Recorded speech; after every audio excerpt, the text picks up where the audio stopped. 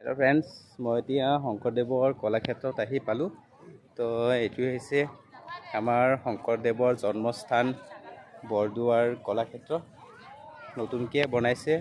পুৰণা যিটো জন্মস্থান আছিল, নামঘৰ আছিল, তাৰ পৰা বেছি নহয় 500 মিটাৰমান দূৰত হ'ব। 500 মিটাৰো নহয়, 250 মিটাৰমান হ'ব চাগে। তো দেখিব পাইছে কিমান ধুনীয়াকৈ বনাইছে। আৰু মোৰ লগত আছে দেৱাশিষে আহিছে। তো আমি প্লেনিং কৰি আছিলোঁ যে কেতিয়া আহিম। তো এতিয়া ফাইনেলি আহি পালোঁ। আগতীয়াকৈ প্লেনিং কৰিলে নহয়, গৈ পটককৈ আহিলেই হয়। তো পটককৈ আজি ক'লোঁ যে ব'ল আজি গৈ আহোঁগৈ। তো পিছত আকৌ আহিম, হোলীৰ সময়ত আৰু এবাৰ আহিব পাৰোঁ। তো ভিডিঅ'টো যদি ভাল লাগে তেতিয়াহ'লে লাইক শ্বেয়াৰ কৰিব।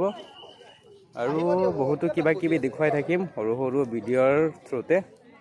তো ব'লক এতিয়া আৰু চাওঁগৈ।